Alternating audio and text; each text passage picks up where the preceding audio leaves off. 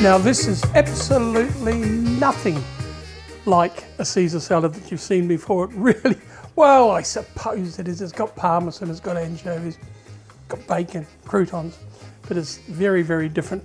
Actually, talking about Caesar salads, I had a restaurant called Champagne Charlie's many, many years ago, and the first course was set. So, you know, we used to do a big bowl of something in the centre and people used to help themselves. Anyway, we did a Caesar salad this night, and this lady said, "That's not a Caesar salad. A Caesar salad's supposed to have avocado and bean shoots."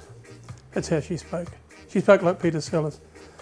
Anyway, I went over to her and I said, no, it doesn't have that. She said, "Yes, it does. I know all about Caesar." So I went and got my book by Julia Child, and in it there was a description by Caesar Cardini's daughter, Rosa. And Caesar Cardini is the man who created the Caesar salad in Tijuana during Prohibition. And it was over the border and people used to fly in. And it was originally called aviator salad, by the way. Anyway, gee, I'm digressing, aren't I? But he created just with a whole lot of bits and pieces. So what I did was I showed this description of the recipe by Rosa Cardini, her father's salad, which it certainly didn't have bean shoots, it didn't have avocado. It also didn't have anchovies, which was very interesting. Anyway, you know what she said? She said, "What would she know?" So I gave up. I went back to the kitchen. I thought, oh no, I can't be bothered with this. I really can't be. Anyway, that is the story of the Caesar salad, which has nothing to do with things. And the reason it didn't have anchovies is because it always had a little bit of Worcester sauce. I've never put Worcester sauce in my dressing, not mad on it. But in that is an essence of anchovy, so that's where that comes from. Today's one, as I said, nothing like a Caesar salad that you would know, but nice, that's all that matters.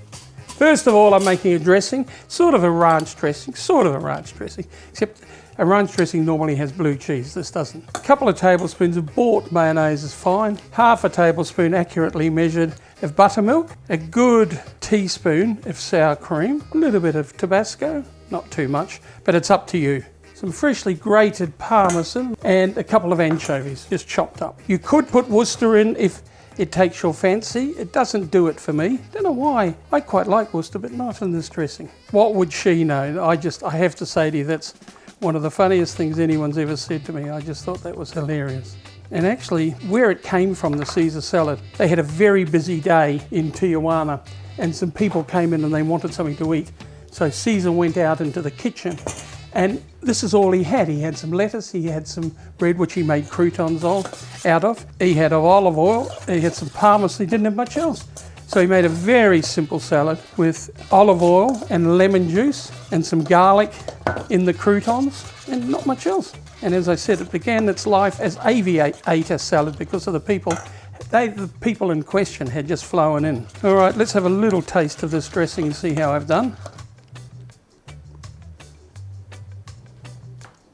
Now what that needs, to be honest, is some bean shoots and some avocado.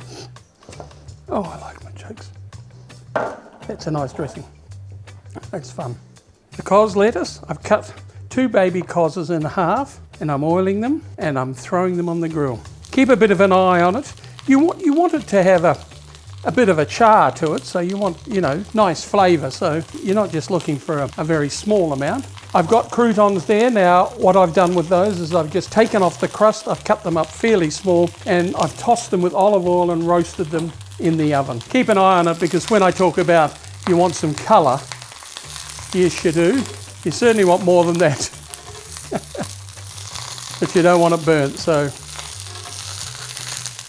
See, that's starting to get a bit of colour there. I'll have a little bit more than that, but that's the kind of thing I'm after. And you can buy these baby cos any greengrocer these days, which is lovely. Let's have a look at that.